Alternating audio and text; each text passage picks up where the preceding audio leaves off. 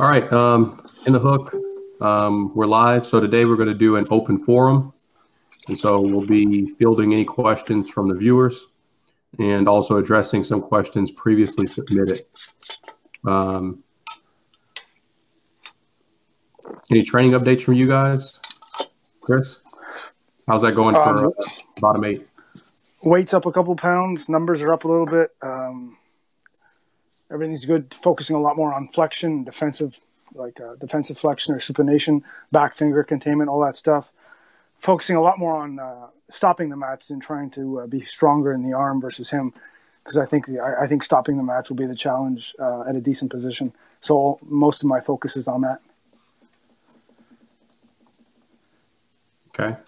Joseph, any training updates, NBK updates?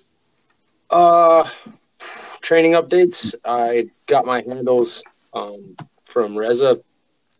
Just kind of getting baseline numbers for that. We're still really sore from all the table training in the past events.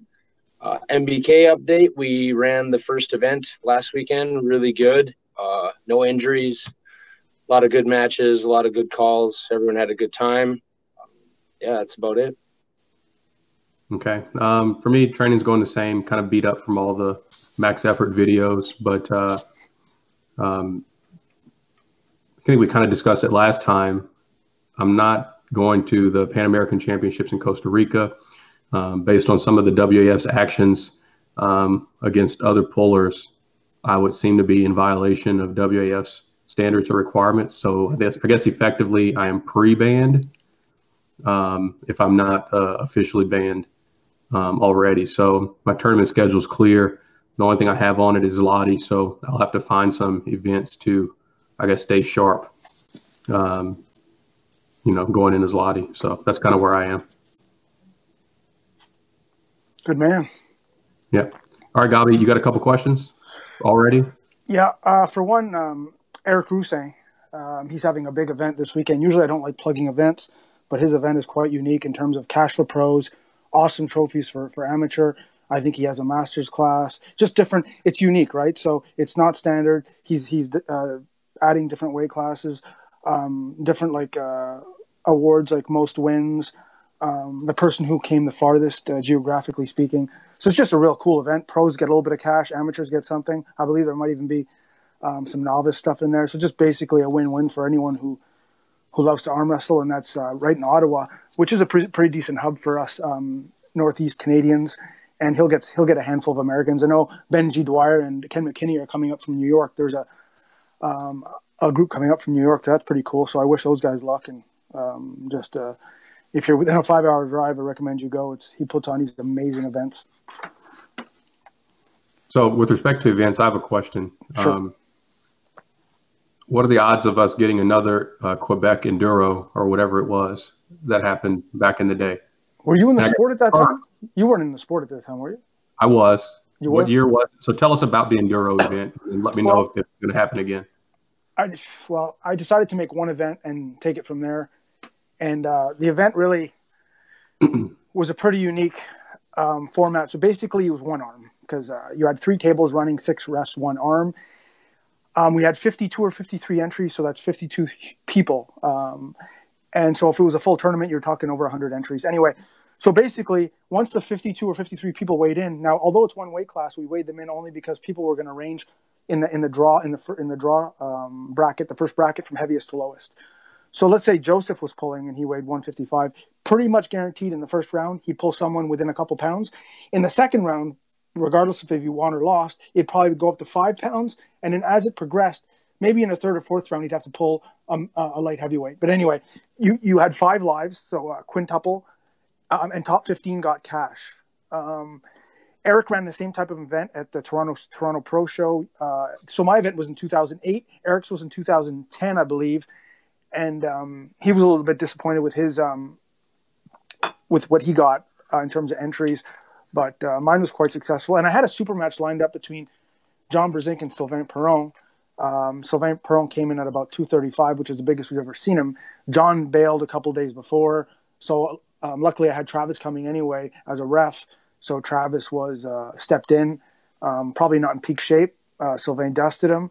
But it was a fun event. Like everyone in my province, people still claim that was the best event, funnest event they've ever been a part of. Even the small guys, and it's pretty cool because it's an endurance type format. We had a lot of big guys bail out early, and I can tell you that out of the top 15 or top 10 that I gave cash to, I forget, 8 of them were under 180 or 185, which makes sense, right? A really well-conditioned middleweight really can blow through something like that, because once he gets the bigger guy in the third or fourth or in the C bracket, the big guys had a couple of wars with guys his own size. But I think as a spectator, it's awesome to watch. As a puller, if you have any little bit of conditioning, it's fucking awesome. And I was disappointed with John bailing, and that kind of put a sour taste in my mouth. But if I ever did put an event on or help collaborate on an event, it would definitely be a one bracket, a one class, quintuple elimination. I like that. I really like that. And if there's people, you have the light guys squawking, well, you're lined up with guys your own weight early. So, I mean, and if you have any little bit of value, or you have any little bit of, if you're a decent tier puller, you're not worried about pulling a fatigued 230-pound guy, unless he's in this, an elite puller. But like I said, we had a lot of elite or high-end light heavyweights pulling and heavyweights pulling in that tournament that never cashed out. They couldn't make it far enough to cash out. So endurance and conditioning play a big factor in that type of format, and I love that. Yeah, and like you said, you adjusted for the weight by having everyone seated by weight. You're pulling people your size initially, and even the skill thing shakes out. So amateurs could even sign up for it, because they'll lose out early, and those early losing brackets are essentially amateurs. Right, and what's awesome about it, even if a guy says, "Well, I might go 5 and out," but five guaranteed 5 matches for my 30, or I think it was $40, is not a bad deal. That's better than most deals you're going to get across North America. Guaranteed 5 pulls for $40, right? Usually it's 4 pulls, 2 right, 2 left for 40. So it's pretty good bang for your buck. There's a good chance if you go deep enough, you can maybe draw like Denny Dubray or a legend, and just say you pulled against a legend.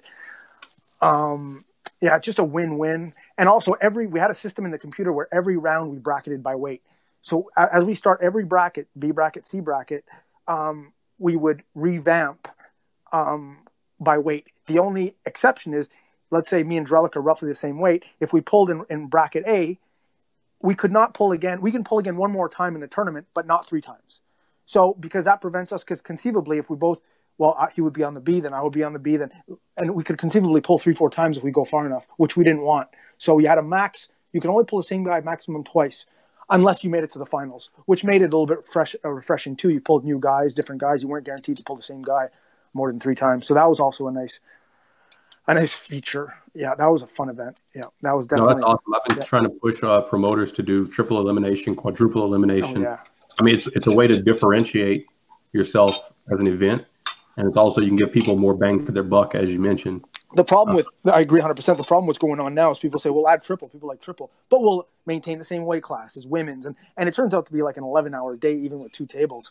So, I mean, if you're going to add extra eliminations, man, as you add eliminations, decrease on weight classes, man, because that's no one wants a 10, 12, 13-hour day. Even my tournament, I think we started at 1, and I know the bar wanted us out by 6. I think we were done by 5:30, people having supper and then leaving. So that was a pretty efficiently run tournament, albeit I had 3 tables, 6 refs running steady. Certain times when we were bracketing, doing the bracketing, we'd go to 1 or 2 tables because we're trying to figure out the next round. But we always had, on average, we were running 2 to 3 tables, and most of the time it was 3 tables full pin. So it made for an efficient day. Yeah, so that was a win-win. All right. Any questions, Gobby? That you were submitted before the show? Yeah, so I got one from a guy named Salar, and his question was, could you use powerlifting protocols, which means 5 reps, 5 sets times 5 reps when you're talking about hand and wrist, which is not a terrible question. The problem with that is, I think when we arm wrestle on a table, we're working in that very heavy range, right? If I'm hooked up with you and you let me cup and then you try to pull me out, that's basically a 3-second static where I'm redlining. So that would consist of like a powerlifting type protocol. So we do that on the table, assuming we're pulling hard enough. So I think when it comes to training, I think if you start going too heavy with hand and wrist on a 3-4 times a week, I think you can risk overtraining and injury. So I think when it comes to doing hand and wrist at home or at the gym, I think I like 10 to 15 rep range or 12-second static range. I don't like going too heavy. because on the table, essentially, that's where we add all our, and because you're adding in your shoulder, your chest, your bicep to the equation on the table, you're consequently your wrist and hand get more of a drive through them. So I would say to him, keep the powerlifting heavy stuff to the table time. Yeah, and keep it lighter on training days when you're alone. I don't know if you had any input on that, Herm or Joe. Yeah, it depends on what you're talking about from a hand standpoint. If it's something like a riser, I'm probably going to stick to more than 10 reps per set, because I think that it's really easy to hurt yourself if you're doing lever work or if you have a strap over the front of your knuckle. Things get wonky really quick. If we're talking wrist curls, yeah, I'm okay with doing low reps. I mean, I've pushed my maximums on some wrist curl type stuff or compound movements using my wrist, so that doesn't bother me that much. From an injury standpoint and overloading standpoint, although I do it, I'm more concerned with my elbows. I think that's more risky than my wrist. Now, I think that depends on the person. You could have someone with bulletproof elbows and like a really weak wrist or an unstable wrist naturally, where they may be in more risk doing that. So I guess as always, it kind of depends. This question, I guess, will go to everyone. What do you guys think of round robins? Joe, go ahead. I don't know. I guess from a spectator standpoint, they're pretty cool. I mean, they're kind of fast. You get to see everyone pull everyone. From a competitor standpoint, I don't know. I'd probably, if I was going to do anything like that, I'd probably rather just do a super match, because I don't know. That's just my personal preference on that. Yeah, I'm not a fan of the round robin as a promoter or as a puller, only because the timing in which you pull someone, or like, let's say I'm in a round robin and I get Joe first round, or I get and someone else gets the toughest guy first round. He goes through a war, then I get him next round. So the draw plays too much of a factor. I don't know, and it just, I don't know. I prefer like the multiple super, like having a bracketed process of elimination, but every round would be a 2 out of 3 to determine the winner of each round. I prefer that over round robin. It's not terrible, and it adds a little bit of a unique flavor now and then, but generally I'd rather see super match format going into a process of elimination rather than round robin. Yeah, I don't know. I think at this point I'm so bored. I think with what's going on in the sport, anything that's different from a competition standpoint, triple elimination, 5 elimination, round robins, I'm all for it. You're not going to necessarily get the best guy to win those events due to fatigue and the way the draw comes out. But other than that, yeah, I mean, I'd love to see more round robins or scenarios where people get more for their money. Yeah. So, typically, like you said, double elimination tournament, you got a minimum of 2 matches, and at a local tournament, maybe you need 6 matches to win first place. I mean, if you get a round robin with 8 guys and it's run efficiently, I mean, everyone's going to get 7 matches. Mm-hmm. So, I mean, exactly. That's a pretty cool format. So I'm all for new ideas, or at least shaking it up. Yeah. Yeah. And it's good for rankings purposes, only because you'll literally see every matchup. Every matchup will happen. Everyone will pull everyone in that matchup. Someone might be a little bit more fatigued than the other, but it's from a ranking standpoint, it's pretty cool to have the, especially if you can get the top 8 or relatively the top all tier guys, 8 guys with the same level with, level pulling in the same round robin. That's pretty neat to see. Okay. So we got a question from Darren Kwong. He thanked us for discussing low hand and posting top rolls last week. Chris, he asked, how do you define a low hand top roll and a posting top roll? Well, posting top roll is essentially coming from the top and it's riser and bicep driven. And once you establish, so it's a north-south thing. And once you establish a little bit of coming your way, then you add pronation and flexion. You go for the pin. I think that's, and I think that's a great move. The low hand top roll is I don't think we see it quite often. The low hand top roll is pretty much your counter move to the hook, because what the low hand counter move is, it isolates the back fingers of your opponent. So the longer your hand and the length of your forearm basically acts as an anchor point on the back fingers of your opponent. And he has two options. If he's a defensive hooker, which means he's grabbing a little bit low, that's your A1 move. That's how I lost early in my career, was people low hand top rolling me because they could just isolate the back fingers, especially if they had a thick or long hand. However, the low hand top roll has a counter of its own. And the counter for a low hand top roll is a post. So if someone tries to low hand top roll me, it could work. If they tried to low hand top roll you, you'd eat them up without a doubt. Unless we're talking, a Leighton or something like that, like a super elite long-armed or long-hand top roller. So I think the post is if I'm teaching someone to top roll, I'm definitely putting more emphasis on the post, because from the post you can do anything. From the post you can slip if he has more rising. From the post you can hook. From the post you can do a lot of things. And if it doesn't work, you have an out. The low-hand top roll, unless you have a very, very, very, like Matt Mask, a very long, thick hand and a long forearm, it doesn't have many outs. Especially if you have a medium-sized hand versus an opponent that's roughly built the same way. It's just basically it's basically built almost like as a counter measure for a defensive hooker. But if guys that have a long hand, long forearm, Matt Mask,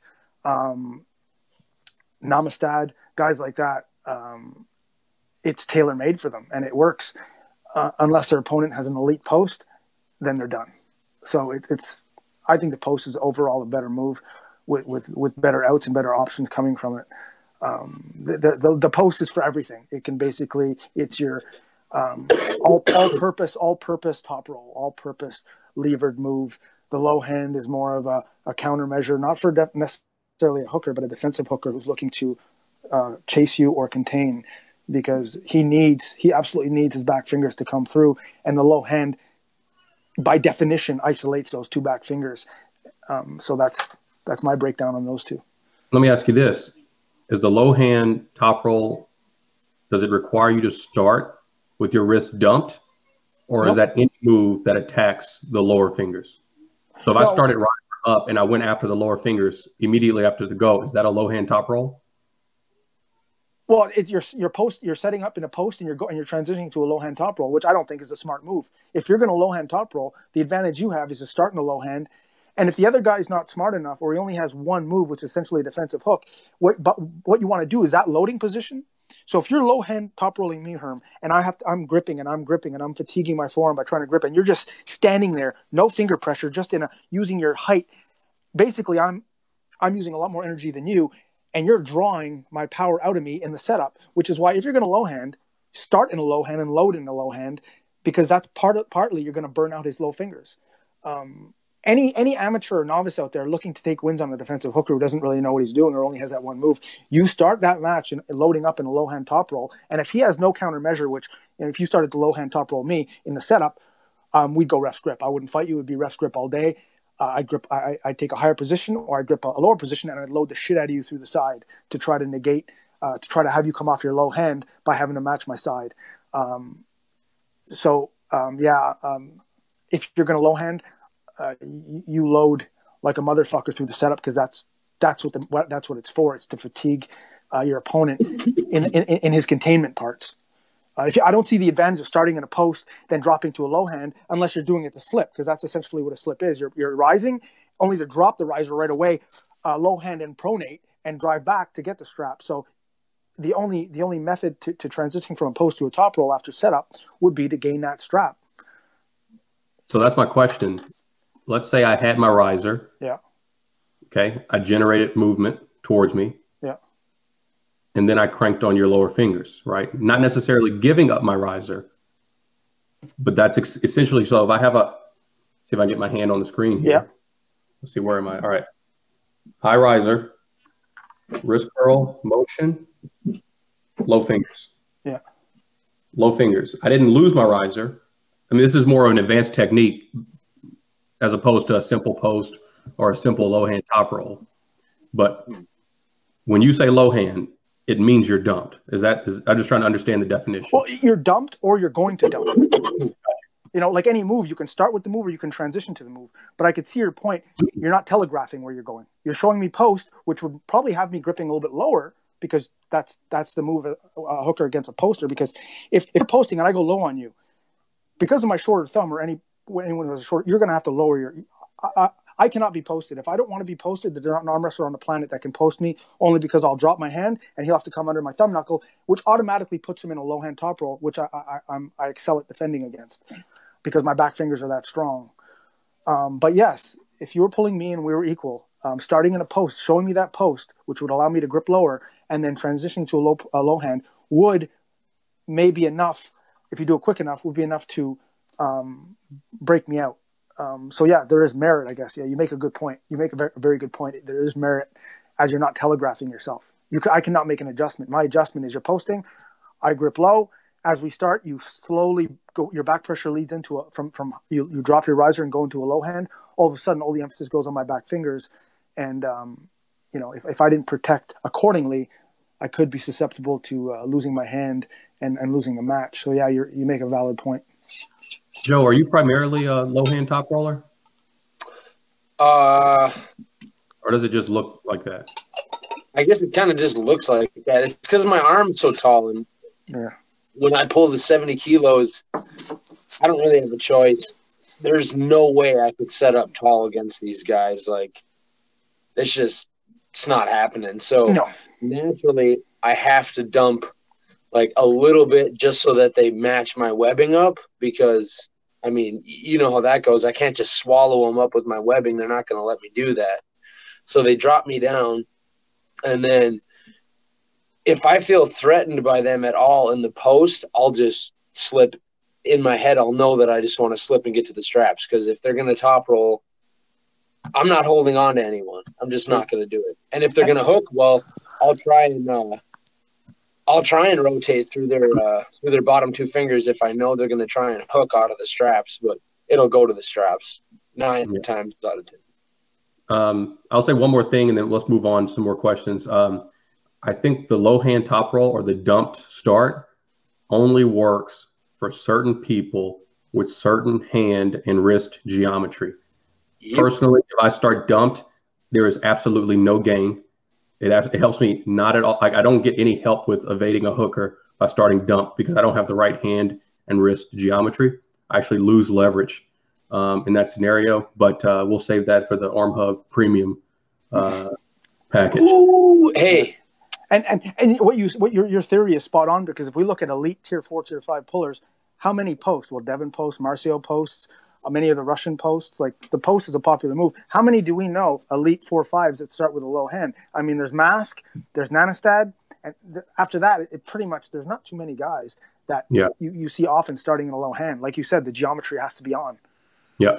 Joe, I'll give you this one. Is heavy table time once a week enough? It is if you are actually dedicated. I mean, if you're doing due diligence at that 1 time a week session, yeah. But if not, I mean, more is good. I don't know. Yeah, I just don't think you can. I don't think one day enough doing anything is going to get you anywhere. I mean, you can get better, but I mean, you got 6 other days. That's just kind of how I look at it. Yeah, if you have people willing to pull, you're an idiot not to gobble that up, especially if you're new. You're going to hurt. You're going to be sore. Stop asking the questions. It's just the way it is. And Dalton Nicholas, with round robins and multiple weight classes, wouldn't a tournament end up being 12 hours, possibly more?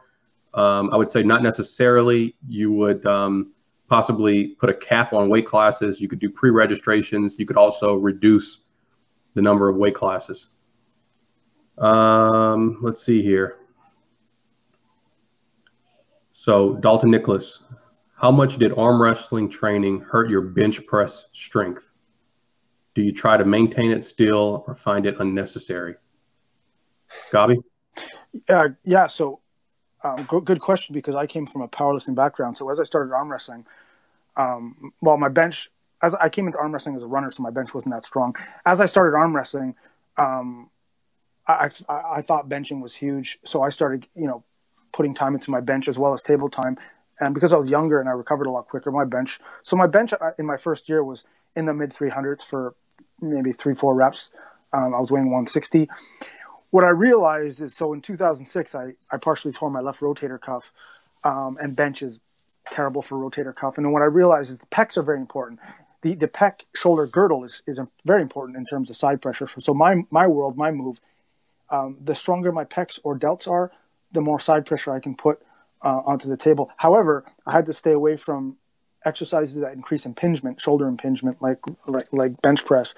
So what I started doing is I would go into a lot more dumbbell flies, dumbbell presses, incline, because I find that the upper pec, especially at my height, the upper pec plays a bigger factor than the lower ridge of the pec, and that would keep my impingement, any level of impingement, minimized. So, and I could still go heavy and still get on the table and still do all these things. Now that my side pressure is a lot more dominant and I use my delt and pecs a lot more on table time, I still do these things, but maybe I do a heavy chest delt day once every 8 to 10 days. It's where I feel I can in the schedule.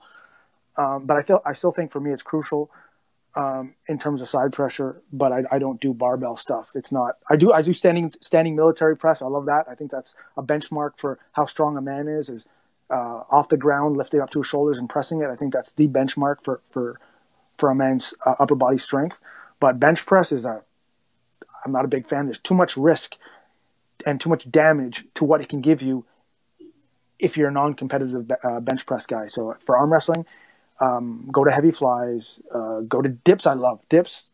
For years, earlier in my career, I claimed dips were one of the bigger factors in me generating side pressure so quickly. Heavy dips. At one point, I had about 3-4 plates around my waist. No impingement, helps the whole front delt across the pec ridge. And but bench press is, for our sport, there's too much risk for what it can possibly give you. I'm not a fan of bench press.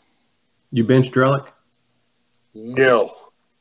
I'm too long. Arms are just – I've done it a couple of times when you're hanging out at dude's garage who has a bench press, but no. All right. So my response to the question is I think initially it may have had an impact on my bench pressing short term just due to pain. I started in 2010. By 2013, I did a bench press spec where I didn't reduce any of my arm wrestling trainings, and I was probably 90+% bench for single reps every day for 30 days straight, including a second workout that was 90+% on overhead press, and still maintaining my weekly training sessions and benching and pressing the day of the practice and also the day after the practice. So I think after a certain point, again, depends on who you are. You can be bulletproof. You can still have a high bench press. You can increase your bench press. I'm just too lazy to go to the gym these days. But the plan is if I get a more permanent housing location, get my home gym set up, I'll probably do a bench spec program just to see where I am. Also, Derek Smith challenged me to a bench press competition. I think we had like 30 days or something to see who could get to 350. I went from not benching in a couple of years, and I think I benched 350 after 4 workouts or something. So, yeah, there's a certain base level of strength I think that arm wrestling helps you maintain. Is low hand, let's see here. Is low hand top roll lat driven, or is it just about the hand pressure? It can also be bicep or riser driven. Gobby? Well, it's not bicep driven. I mean, the bicep is engaged, but it's not a primary mover. It's a supporting mover, unlike the rising position where it's a driver. When lat does not work, the lat is never engaged in arm wrestling. The lat is the support part of the support network. People say I pull with my lat. You don't pull with your lat. Christian Binney will totally agree with me on this one. But the low hand top roll, when you're driving your elbow back, the lat's engaged. But no one in the history of arm wrestling has ever had a hard tournament and say, "Man, I feel great, but my lats are burnt. I can't do lat." Like, if someone tells me that their lat at the end of a tournament or the next day or the following day, their lats are just cooked, there's no fucking way. Like, there's no way. Bicep, yes. Shoulder, yes. So it's basically you're running back. You can say it's lat driven because you're driving back, but it's your back, it's your brachialis, and it's basically hand driven. It's leverage driven. Yeah, I think it's a lot of it's joint locks. I mean, that's really what you're doing. You're putting your wrist in a binded position, and then that's why people can't turn it. I mean, I'm not saying there's no strength involved, but essentially you're trying to joint lock your wrist to prevent it from turning over and avoiding the hook. Mm-hmm. Go ahead, Gobby. Joe made a great point too, that when you're in your own weight class, if you're much longer than your opponent, you're almost forced, not forced, but the low hand almost seems to gravitate within the setup, especially if the other guy's a hooker. However, Devin is longer than most of his opponents, and he rises. So you can, if you have a great riser, even with length, sure, you might not be able to get the angle you want. You might not be able to be straight up like you would prefer against a longer arm, because you automatically have to come down by default. The riser, you don't need to be high to engage your riser. And the riser, if your riser is stronger than your opponent's riser, you stop pretty much everything. So even if you're longer or you're lanky within your weight class, I still say increasing your rising pressure is a hell of a lot more important than low hand top rolling. I mean, low hand top rolling, you don't even have to train it if you're long enough. It's always there. The only problem with setting up rising when you're taller is you're going to have to slide back and lower your whole entire angle to keep your wrist high. You know what I mean? That's why I set up dumped, is so that I can have my forearm as tall as possible. Yeah, which is why I told you last week the ultimate arm wrestler would be a guy with a big, massive, strong, long hand with a very short forearm, because he can post straight up in the air and dominate everything. And when he does get hand control, the other guy's chasing everywhere, and the other guy's chasing him, and the guy has everything. So I disagreed with you, but not anymore. After I thought about it, the hand is huge. The hand, you want the big hand, you want the dominant hand, absolutely. And it generally comes with the longer arm, so we usually tie the two together. But when it comes to posting, the long arm is not an advantage. The shorter arm has the better angle. The trick is getting the shorter arm to grip you lower. And that's Devin. That's Devin 101. That's Devin 101, right? Make him come to you, make him chase you across the table, and that's Devin 101. Yeah, good point. With a longer forearm, what do you feel is better for a hook? A drag hook, a high hook, a low hook? Did he say did he say low forearm? Did he say short forearm or a small hand? Long forearm. Oh, long forearm. Oh, high hook all day. Yeah. Kevin Bongard. Yeah, high hook. Yeah, absolutely. Yeah, so see Kevin Bongard, see Evgeny Prudnik. Yeah, absolutely. Yeah. Let's see here. Do you guys think the King's move should be banned? No. Well, it is kind of banned, right? I mean, they just don't. It is in the rule book that you can't drive your shoulder. The middle of your shoulder cannot be lower than your elbow pad. But George doesn't get lower. He doesn't always. George is not the best example lately, and you're right. Like Devin says, he doesn't go as low as he did in past years versus elite opponents. He doesn't pull elite opponents as much as he did then. He doesn't have to. However, Michael Todd, if Wall used the WAF rules by the T, by the letter of the law, they have to enforce it. He would get mutilated, but they don't. They want the match to be prolonged, and maybe they have an agenda where he excels. I don't know, but it's to ban the move. It's weak to ban anything. My recommendation, if I had a league, if I was running a league, would not ban anything. It would be to enforce it with more rigidity. You have to, I never want to see someone lose to a King's move when the King's move was used, quote unquote, illegally or outside of the rules where the refs weren't enforcing it. So I don't think it should be banned. I mean, it's weak to ban anything. You just enforce it with a little bit more discretion, right? Well, a little bit more, just a little bit more rigidity. So let me tolerance. Next level question: if a guy's arm can't go straight, should they be allowed to compete? It makes no difference as long as those parameters within the rules are met. I agree. And I don't think that's an advantage. A guy walks into a tournament with an arm that can't extend. I'm not jealous. I'm not thinking, "Well, this guy's going to clean up." I feel bad for the guy. He's disabled. So what if my arm was fused to this angle? Yeah. If your arm was actually fused at that angle, it's just going to break. Well, no, it wouldn't break. There'd be tons of calcification. But the pain, if you pull me, the pain you would feel when I go sideways on you, you would relinquish. There'd be so much pain. Nothing would break. It would just be tons of pain. Like Michael Todd deals with that shitload of pain. There would be a lot of pain with it because you're pulling with a calcified, injured, disabled joint. if we saw a guy do that and he would win all day, but I don't think he can. I don't think you can. It depends on who you're pulling.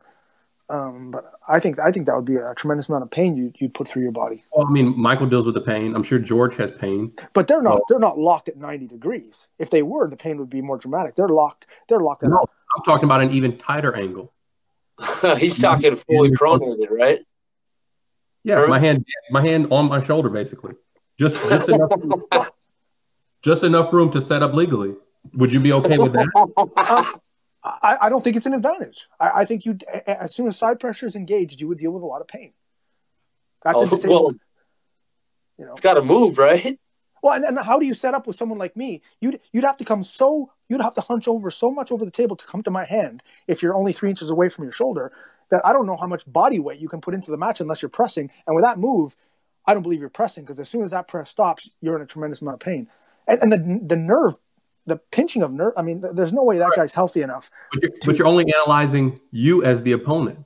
What if the guy's essentially unbeatable in his weight class? Okay, so probably not Gobby in my weight class. So if this guy walks into a tournament and he has a little bit of experience and he pulls a novice class and he walks right through the amateurs, maybe. But if this same guy with maybe a couple more at a higher level with more experience walks into an elite pro tournament, he's in trouble. Guys like Justin Bishop would just rip through him, and the pain would be exceptional. Gobby, if my arm was fused like that, meaning my weakness cannot be exploited.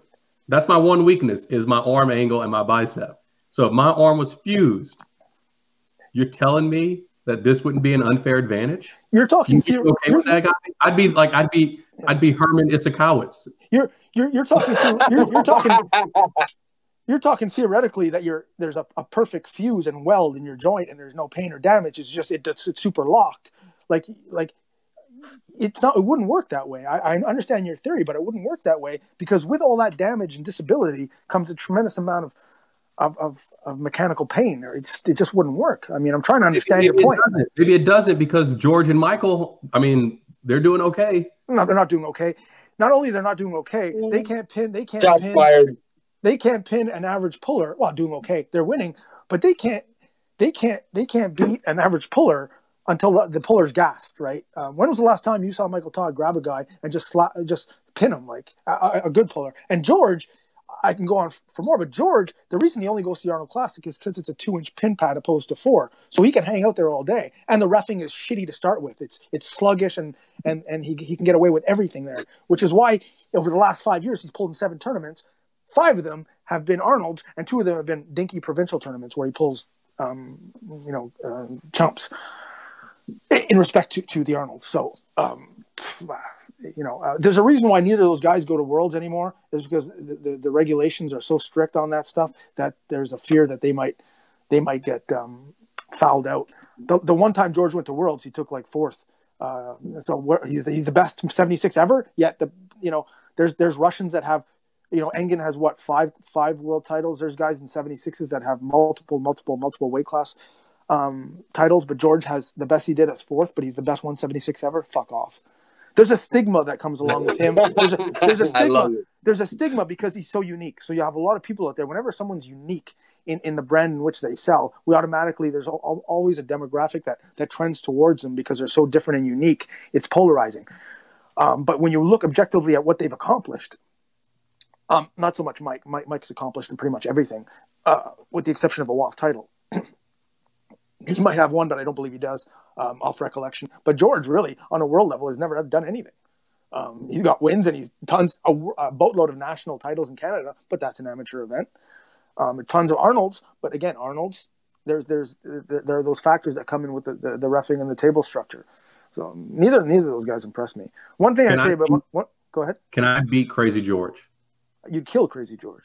Your style specifically, you might have to do some revamping in your strap pulling once the match stops, because the key to beating him, well, there's 2 ways to beat him.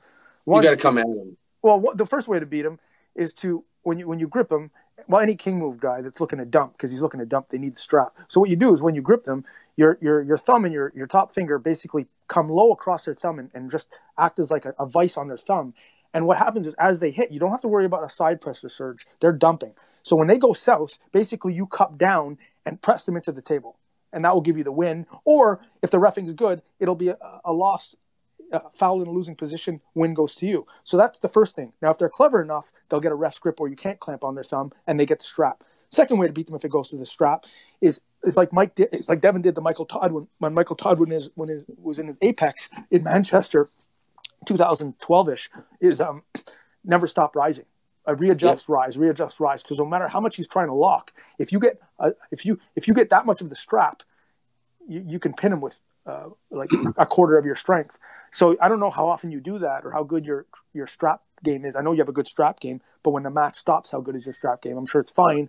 But if you need to tailor anything for George, it would be your strap game. Once the match stops in the strap and he's squirming to the back end of the table, you can't just bang away like Artem Tarnov did with him at Arnold's years ago, banging away. Beating George is not about harder or faster; it's about smarter. And if your strap game, if his strap game was better, he would have beat George. He just didn't. Krupin's another guy who was aces on strap game against a King's move. He beat Michael Todd that way. Never stop adjusting, rising, and you don't have to worry about them pinning. But when they run, you climb. They run again, you climb. They get farther, you climb. It's easy because you don't have to brace to protect your arm as much as you would versus a high hooker or a standard puller. So you just keep climbing and climbing on that strap until they have nothing, and then you just come around and press them. So you'd kill George. What do you think about hook-only tournaments? What do I think about hook-only tournaments? Yeah. They're the bomb, and I'd love to go to one. I mean, wouldn't you just lose? What? No. I think he means going there as a film guy, not as a puller. No. That's the biggest misconception about me is that I don't hook or I am scared to hook. So you don't have to put those in air quotations. You're actually it's a direct quote. You don't have to put them in air quotations. You're being literal. But yeah. No. Joe does have a decent hook. He's right. I think it's right. One of his arms has a pretty good hook. But yeah, I'm a primary hook guy, and I wouldn't like a tournament like that. Dude, I'm a video guy. They look the best, anyways. Period. Yeah. A hook man. I mean, I don't think that's good. Yeah. I think it's too hard to police, right? Yeah. If I hook someone and I just destroy their hand's going to flop even in the hook, and then they said, "Oh, well, you tried to top roll the guy." Yeah. Like, no, it's just then you should do a hook only strap, because then if it happens, it happens, right? Yeah. Herman, I can start in a hook and a strap, and he can still pronate me out. Like it's hard to police. It's been done once, right? They had Pete Milano and James Rodriguez in 2011 or so had one in the Northeast where they had basically two tournaments. You had a strap, you can pull strap tournament or the hook tournament, or you can pull both. And I mean, I didn't go, but if I would have went, I would have pulled a strap. I think, although it's fun and unique, and I think they had a huge turnout. I think there was over 200 entries because it was so unique. I don't think qualification, like we've talked about, qualification is a bad thing. I don't think qualification in terms of what discipline you have to pull is good either. Like, let people do what they want to do. The only thing I would like to enforce more is the King's move thing. But do whatever move you see fit, and that's one of the things that is attractive about arm wrestling is that you have the three different moves. Press, and you have different variations of the hook and variations of the top roll and press as well. But if you limit those and you're forced to pull in a hook, I like two super strong guys pulling in a hook super match. That's kind of cool. But to force everyone in a class to hook, I think it's boring to watch. I don't think it's good for the sport, and that's why we don't see it. It wouldn't generate many entries. So once a year, I think it would be cool. I do. Yeah. In the same vein of being less restrictive, Joe, what do you think of freedom arm wrestling? If I caught it on YouTube, I'd be like, it's weird. It's arm wrestling, whatever. It's kind of cool, but it should only be for pros. If it actually happens, it has to only be for pros. Because if new guys do that, dude, Snap City, straight up. Gobby? I competed in, I think there was one freedom event, and there was a whole bunch of super matches, and it was done. Devin hosted it, but it was filmed exclusively, and it never came out. But I don't. At first, I kind of liked it. I do like the freedom. See, freedom. That one I can't quote. But I do like the freedom of what you can do.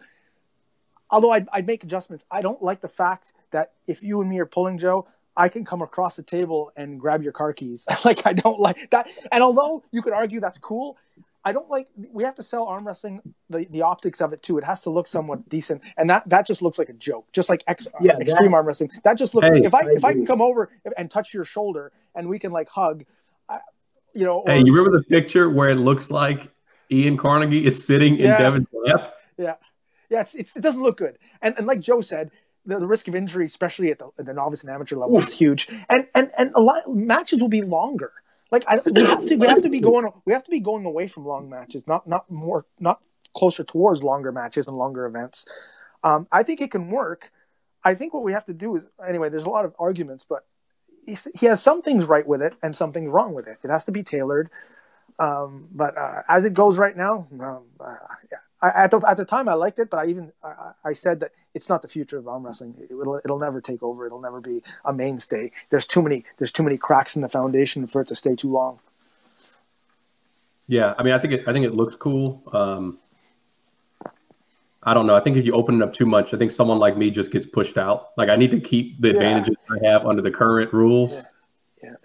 But it's hard enough to keep people in arm wrestling now. We have a huge, at certain points people are in and then they're out, and you have a lot more people within the first year than you have people 20 years in. Like the turnover rate's high, so we need to keep people in and interested. Really? And so if you anything hook only, freedom, anything that limits leverage and technique and favors strength, of course, it's cool for guys like me, but it's not good for the sport. You need to encourage. You need to bring in more people and have them stay and be happy. You can't be too exclusive. The sport needs more people, not less. It needs to bring in more, not exclude the ones we already have or a percentage of them. So that would hurt as well. That has to be like an after event type of thing, really. Or just flush it, you know. Let's work with what we have, you know. Can you imagine the blisters Matt Craig would have on his fingers trying to respond to all the comments about freedom arm wrestling? Yeah. Dude, he'd be loving it. Yeah. Or somewhere there's Craig Toulier sitting back and thinking, wait, no elbow fouls, eh? Like, for certain guys, they'd love it. Like, so you're telling me I could jump my elbow right across the table? You know, yeah, you can. We call it the Louisiana hop down here. Jeez. It's like a two-step. There's like a whole dance that's involved and stuff. Yeah. Crayfish and elbow fouls. Gobby, do you have any other questions that came in pre-submitted? Yeah, I got it. So one guy, this is a pretty straightforward one. He says, how do I strengthen my ring and pinky finger? So the containment fingers. And basically, I've seen a lot of people use small little, the worst thing you can do is any type of grip work with those fingers, only because they never work. They're never working in isolation. No aspect of arm wrestling is working in isolation, but specifically those are not. The second thing you can do that's not optimal but not bad, and I started doing it early in my career, is doing deadlifts with just the two fingers. So basically you hook your two fingers across a standard Olympic bar, and you can't do like 400 pounds. Maybe you start with 100, and that will reinforce a little bit. But again, it's not the best. When you're talking about your pinky and the two bottom fingers, it's not really the fingers you need to strengthen so much as the meat of the hand that supports it. And if you find you're in a tournament where containing top rollers a lot, and it's a hard tournament, and you're fighting a lot, the next day you're not going to feel it so much in your fingers. You're going to feel it in this part of the meat of your hand. So that's the part that you have to reinforce. And that the best way to reinforce that is by taking 3, 4 inch, 2, 3, depending on the size of your hand, obviously, but taking a shaft that revolves on a bearing, and I've made videos of this, that's attached by the bottom off a cable. And so basically that move, that bottom finger containment, is working against pronation coming from underneath, because any type of top roll is coming from that part of the hand, albeit a post or a low hand. So it's basically that type of work, but it's important that whatever it is, even the wrist wrench has an adapt where if you grip it low, if you grip high and put the attachment low, it does have a lower pressure on that hand. And so that's the best way to work it. We got a question from Adrian O'Dwyer. Just for the people that don't know, Adrian's probably the greatest athlete in arm wrestling right now. probably God's gift. If I could choose anybody to train with, I'd probably choose him, even though he doesn't know how to arm wrestle. Dude's a beast. Dude should be a tight end in the NFL. Like, he shouldn't be arm wrestling. I shook his hand at Zlotty, and I mean, it was just crazy. And then he stonewalled Alan Makiev's top roll. I mean, the guy's just kind of nasty, but it's a stupid question. Is there a chance of arm wrestling getting into the Olympics? And so I'll say no. The answer is absolutely no. There was times where it's kind of been talked about, and it would of course have to come in under the bridge work of wrestling, of Greco-Roman wrestling. It wouldn't be on its own platform, and even then, I mean, the problem with arm wrestling is it's an Didn't that get eliminated? I don't know, but the problem with arm wrestling in the Olympics, unlike volleyball or something like that, is the fact that let's say Team USA went and they had 12 athletes. That's 12 medals that you could potentially give towards the USA or Russia or whatever, and that kind of like, I don't know. I don't think the Olympics want want countries winning or losing or being dominant because of one sport's giving away so many medals to individuals. And like I said, it's just a pipe dream. I don't think the Olympics will take anything that draws huge attention. They're talking about poker, they're talking about golf, because the Olympics right now is more about ratings, TV ratings, than it was 80 years ago when it was just about raw athleticism. And arm wrestling does not have the viewers. Arm wrestling does not have the popularity universally to have the Olympic board say, the IOC say, wow, let's bring arm wrestling in because it's so much more popular than poker or golf. It's not. It's not as popular as curling. And curling is the lamest fucking sport in the world into the Olympics. Like, and my argument is, I wouldn't want it in the Olympics. There's so many things in the Olympics that are a joke. I think it's good that we're not in the Olympics because, they got rafting, they got fucking ping pong. Like, what a lot of things that have nothing to do with athleticism or strength or endurance or anything. So it's like, nah, keep our sport out of it, and they don't want us anyway. Yeah, and I'll take my comment back. It's not a stupid question because Adrian's new. He hasn't heard the Olympic discussion for 10, 20 years. So it's not a stupid question. So Adrian will have to wait or go towards a different sport to get another Olympic medal. What else, Gobby? From Austin Slater, he's asking hand size for cupping. And again, it depends on the size of your hand. I've seen super heavyweights use a 2.5-inch wrist wrench or rolling thunder, and that's just you need to basically, when your grip, anything you build around grip work or cupping work has to basically simulate your opponent's, the position you will pull versus your opponent. So your hand has to be, the opening position of your hand has to be that of which you're pulling your opponent. So heavyweights deal with 3.5 or 4. Smaller guys 3. I don't think you should ever go under 2.5. And it also depends why you're losing. If your fingers are never being the reasons why you lose, but your wrist can sometimes get open, which is common. You want less thickness on your wrist wrench or your rolling thunder, because you don't want the emphasis on your fingers. You want the emphasis on your forearm and your wrist, because that's what's losing. So it also depends where your weak link is. Yeah, a lot of factors involved in that. So let's see, Gary Almasi, what do you guys think it would take for pullers to come to a 2-day event? First day bracket pulling, second day quarter and semifinals. He's asking cash prize wise, not top elite pullers, but decent pros within 7 hours away. So I don't know. Personally, I would say don't do it. I don't think there's a real reason for a 2-day tournament, especially if it's just a 7-hour radius and you're not looking for top elite pros. It's added cost for people. It's more time off work. It's more hotel costs. I just really don't see the reason why you would do 2 days or how you would justify it. If you had a cash prize that was significant enough to justify the 2-day event, then you would get top elite pros there, and your attendance probably would go down. Joe, any thoughts? Yeah, initially I thought he meant like just any 2-day event, and most nationals are and some other events like that are 2-day events. So I was wrong in the beginning, but I don't recommend it. I agree with you, Herman. No, if the person has to pull both days like that, and say he's not trying to be targeting the pros, like the high level pros, I don't think the mid-level guys are going to really want to do a 2-day event. That's a lot of money for, I don't know. That's just my thoughts. The only way to draw the majority of arm wrestlers into that type of venue is to say, we'll get you a hotel. And if you have the budget to get these guys a hotel for a night, you're better off taking that money, putting it into prize money, and running a bigger one-day event or adding a table with 2 more refs. So the answer is there is no logical or practical sense in that scenario at all.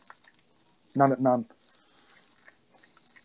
Yeah, you mentioned that the sponsor was trying to drive a 2-day event.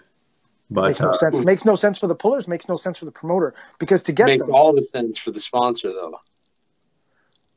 I don't know. I would try to sell the sponsor away from the topic, but he wants to sell stuff and for 2 days, right? That's his angle.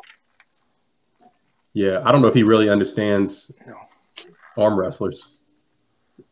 I don't know if the sponsor's going to get back what he thinks he's going to get back. So, no. And if he did it once, he'd never do it again. Any promoter, any sponsor that does that once, I promise you will never do it again. So if he, I think it would be better to be straightforward with the guy and say, look, if you just want an arm wrestling event, this is really how it would work. Darren Kwong mentioned that, Gobby, you said you'd address strapped handles versus Drelic's unstrapped preference. So strap handles. What do you mean by strapped handles versus unstrapped handles? Like the Devon, like wrapping everything around your hand and wrist a bunch of times. The spinning thing that you have, Herman.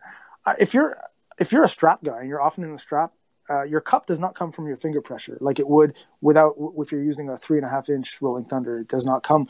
It's coming from the lat, which or it's coming basically from pure pronation, pure supination. So if you're a strap puller, that's one heck of a good thing to have. You need to use it. For me, I had one and I gave it away because anytime I'm in the strap, it's a foregone conclusion I'm going to win. Because I'm never in the strap, and if I am in the strap versus someone running that fast, running that hard, the strap is just going to reinforce all my strengths, and I contain so well without a strap. In a strap, especially with my left, it's more amplified. But so I don't even train. I never train strap pulling. But if you're a strap guy, pull Ryan in the strap. Who? You pull Ryan in the strap. Start in the strap. Who's right? I'm not sure. My right actually. Wouldn't matter. It wouldn't matter with my right because my teammate with my right's better than my left. I got you. And the thing in the strap is I won't be able to. There's parts of his hand I want to fatigue, or I think I can fatigue over time. And if he can just sit back in the strap and lay back on his length, I think that's one situation where I think the strap is to his advantage because he's not looking to pin me fast. He's looking to sit back. Well, he is, but if he can't, he will not rush and open up his arm. What he's going to do is he's going to sit back in a counter and just keep, much like John Brown did to me years ago, he's just going to be super patient, get to the back of the pad and camp out for a couple of hours. That's all he's going to do until I fatigue, which is smart on his part. So if you're always in the strap, I gave it to a kid that was always in the strap. So I said, here, use this because it's effective. Because in the strap, you're not emphasizing your fingers. So why do big grip work? It makes no sense. There's problems to that though, because if you train with that, at least what happened when I trained with it for like exclusively, man, people will climb up on your hand and it'll just dump because you'll be so used to having everything braced and supported. I don't train that way that much anymore. I do every now and then if I'm trying to do 1 rep stuff, but otherwise I just wrap it high or wrap it low. Nothing around my wrist. Nothing. Mm-hmm. Yeah. Also, strap pulling, it's not so much off your brack as your or it's less riser related as it is straight hammer pressure with your arm supported by your back. Yep. And the lower you have the strap, the more you can emphasize those parts, which is why you see big guys with big thick backs like Rustum. When he gets in the strap, it's like everything's coming his way, boom, because he can pull, no matter how small his hand is, he's not pulling with his hand, he's pulling off that 0.3 inches, 2 inches lower off his wrist towards his elbow, right? He's pulling low, dragging everything with his lat and back, bicep as well. So really, in the strap, your hand really plays no part. It shouldn't play a part, and if your hand should not be dumping. If your hand is dumping in the strap versus a shorter arm, his riser is killing your riser. Like you have deficiencies in your game, which I can see in your aspect because you're so long with you compared to your opponents. You're always seems to be dumping. So your move just seems to be dumping, and your hand is fairly long for your height as well. Not just it's thick. You have a good hand all around. So I think you negate rising. If you have room to improve on, I would think, based on the matches I've seen you pull in and seen you lose, I would say it's your rising pressure, because you can still rise in the strap. You're right. We got a question. Who's Ryan? Yeah, exactly. I've been hammering that home for 2 months. Oh.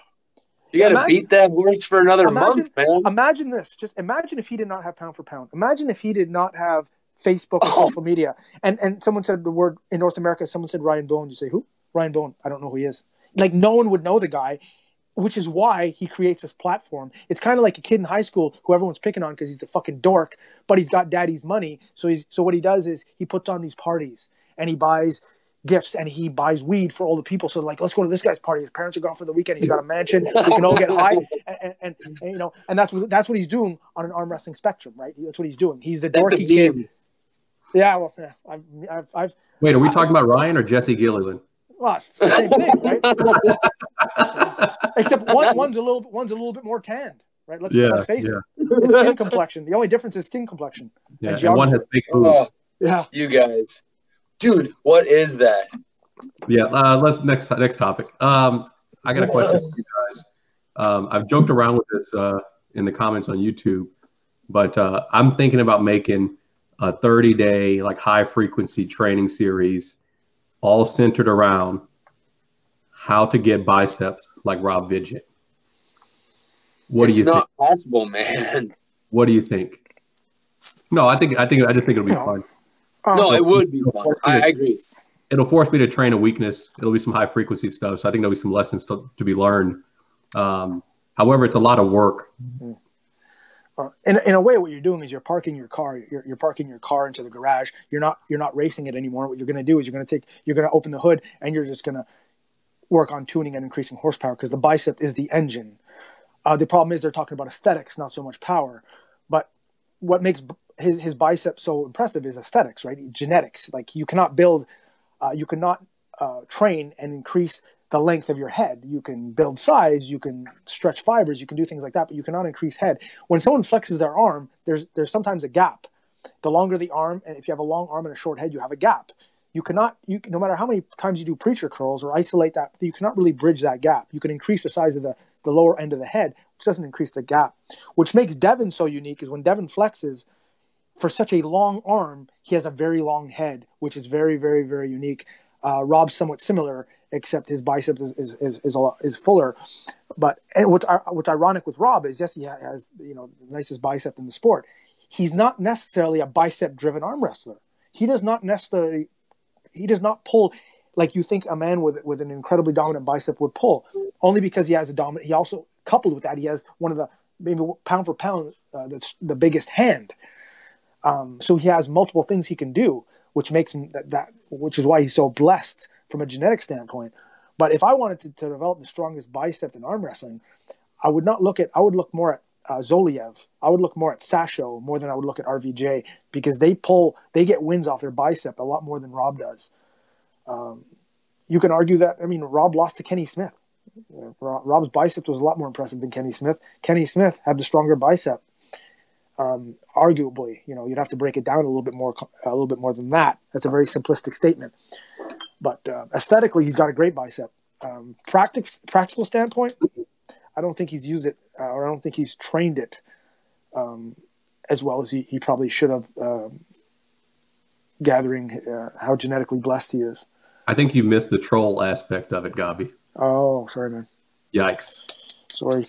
Yeah, no, I think it'd be a great troll series on the bicep videos. I think it'd be a great troll video on the size of biceps, whether they matter or not. Also, I think it'll be a pretty good educational video in terms of high frequency training and managing the load. But we did have one comment from Devin Kelly, who's probably mentally challenged. He said, Herman, if you actually knew how to get biceps like Rob, then why don't you have them? So this guy is clearly not firing on all cylinders. So we'll move on. My buddy, my boy Kevin Gass schooled Devin Kelly once on Facebook. I think we talked about it. But there was like I remember that. That was awesome. It was like a 36-hour troll session where they went back and forth, and Gass was just destroying him. And I'm like, I don't know. At the point, this was before I met Gass, and I'm like, I don't know who this guy is, but this guy's going to town on Devin Kelly. So it was like Wisconsin versus Louisiana. I think Kelly's from Louisiana, but that was hilarious. Like Kevin Gass was just destroying him. Yeah, no, I remember screenshots for that, and Gass has slowly like ticked up on my list. But now that I remember that, Gass just jumped like 10 people. Yeah, favorite people list. Yeah, and Gass gets a little odd at times. Yeah. But damn, I remember him roasting Devin Kelly and being sent those screenshots. Yeah. I'm gonna go find that because that was some stuff. Yeah, that was gold. Send him to me, Herman. I want to see him. Yeah, no, dude, Gass killed it. And usually he never has. I want to see him. Usually it's stuff where it's like, oh crap, here comes Gass again. Yeah. No, dude, Gass. We sat with him, him and his wife at the awards banquet. Awesome. Now I will say this. It shouldn't be that hard because Devin's from Louisiana. So, maybe Gass was probably, had a stacked deck against a Louisianian. Yeah. Sometimes they make it just too easy. But yeah, that was some level 3 trolling. Yeah, and of course Devin's responding, but of course it's lame material. Probably the same stuff he tried to hit Gass with. So, clearly that's not going to work here. Because if it couldn't work on Gass, it's definitely not going to phase us, But he was ripping me a couple of weeks ago after I got into it with Craig Toulier about his elbow fouls. Craig and I had it out, and then he came out. He started messaging me to defend Craig, and he was like, "Man, you don't know. Craig would kill Herman." Craig, I was like, "Dude, you're drinking the Kool-Aid, man." And at one point, I just had to stop answering him because it's like he was just getting ridiculous in his statements. It's like, oh man. So on that note. We may need to get Anthony Snook on for a Nut Swinger show. I'm a big Snook fan. He's awesome. Yeah, he hasn't been around lately, and I think there's a lot of new guys that aren't familiar with the term nut swingers in arm wrestling. So we might need to get him on, and maybe with like a top 10 list of nut swingers. Yeah. Devin would probably be in the B bracket for the mentally challenged nut swinger section. So he couldn't make it to the top tier. Yeah. Ryan Bowen could lead that parade too. Let me tell you. Do you see that shit that happened in Australia? Like, Devin is fatigued. He's pulling in a booth for 2 days or whatever. And then he starts getting on the table with these guys. And, Devin, he's sandbagging. They're paying him $40 a piece for the seminar. So, he's giving up a little, making them happy. And of course, their buddies are filming and they're like, they're fucking flexing and stuff like that. And I'm like, what a bunch of fucking idiots. Like, they don't even have the awareness to realize that he's giving them a little and to have the respect to maybe not put it on YouTube or on their pages to try to gain credibility. It's like, man, what a fucking joke that is. But anyway. Yeah. Oh, Kevin Gass is in the feed. So let's blast through some questions. We're kind of running into overtime. I'm good with time. Nick Huck's the Panini Press, right? Yeah. Yep. That's the Panini Press guy. He says he needs to stop flopping. What's the best way to train wrist? Stop flopping. For him, he needs a table, right? When something's so deficiently broken, it's nothing. Well, what do I need to isolate in the gym? He needs to basically get on the table, and he needs to get into a full deep hook with someone who's going to pronate. And basically, where the opponent's going to pronate till he hits neutral, and that's 1 rep. And you go around again, and he gets tight in with his shoulder and his chest, and at full flexion, and his opponent will pronate him. And then when he hits neutral, you do it again, and you just do it till he's fucking bleeding through the nose, and then you do the left and you go back to it. But when something's so deficiently broken, it's not wrist curl time. It's not bicep curl time. It's table direct application with an opponent who knows what he's doing, and it has to be structured like almost in a gym, rep sets. It can't just be like, my wrist is opened up. Let me just pull with an open wrist. You have to stop pulling with an open wrist. Your wrist has been taught to open up. Therefore, it opens up when it needs to or when it's forced to. You have to stop that programming, right? And the best way to do it is directly on the table. Yeah, I'll second that. Table, adjust your technique, combine with some weightlifting, and we can talk about that all day. But Yeah. what you really need to do is stop letting your wrist go. Right. Right. Yeah. So take some time off from tournaments where you feel you have to win at all costs. Only arm wrestle at practice, and if your wrist goes backwards, you stop the match. Yep. Right. Chad Silvers versus Paul Linn. Who wins? Paul Linn. Nah. Fuck. It's a close match. I'm going to go with Silvers only because Silvers is a guy that stays away.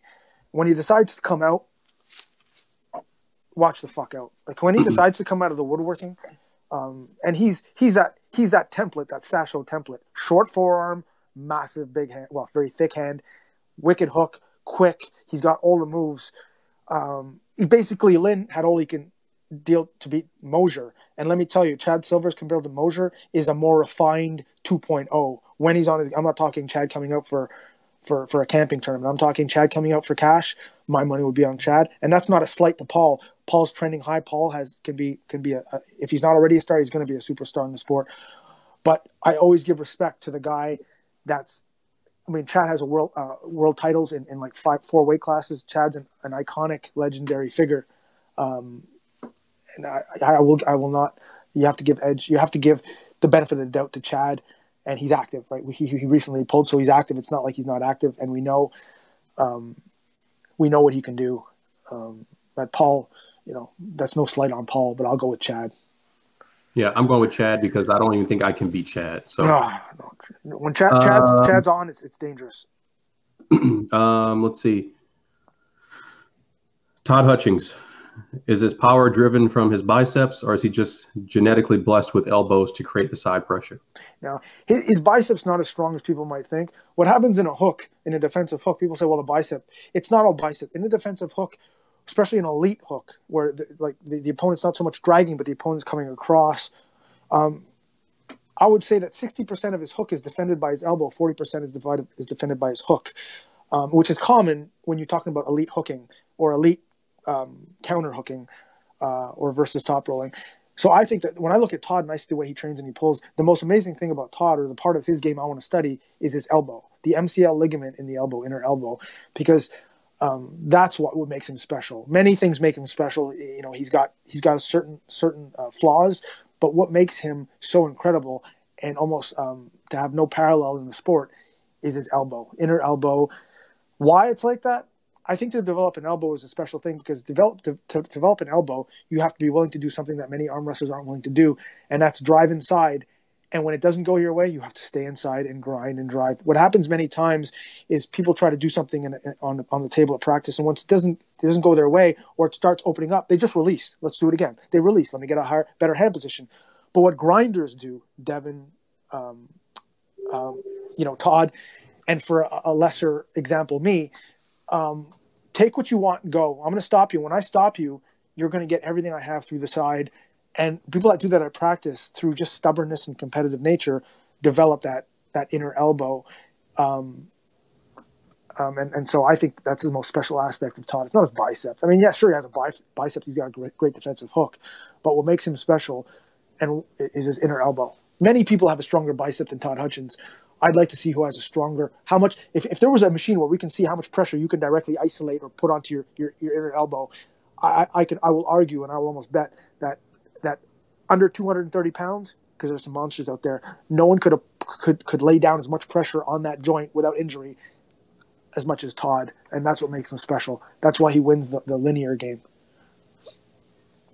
Yeah. And I don't know if it's so much genetics or anything. I think he just trains harder than everybody. Yeah. I mean, Todd, I've said it again. Todd is the template.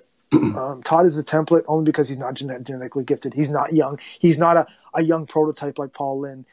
He gotten where he has through intelligence, but even more so, his iron will, his stubbornness, his when he decides to train for something, his level of commitment and dedication is not 97% or half measure. It's 100% all in, and he's smart enough to realize where he needs to train and how hard he needs to train. So when I think Todd Hutchins, I think all the intangibles: heart, intelligence, stubbornness, competitive nature, And there's a difference between stamina and endurance. Like his endurance, to endure pain. We're not talking muscular stamina. To endure a match that's not going your way, and just, you're red in the face and everything's hurting, and you're sweating buckets, and to just, the only avenue of defense you have is sideways, and that's what you do. He's the template. Most people out there arm wrestling are not genetic gifted athletes. So my answer to them is learn to grind, because there are a lot of pussies in the sport. And if you learn to grind, and you're a level 2 arm wrestler that learned how to grind, you can beat a tier 3 who does not want to grind. Sometimes the victory goes to the man who's willing to deal with a little bit more pain and endure a match that isn't comfortable. And that's what Todd Hutchins brings to the game.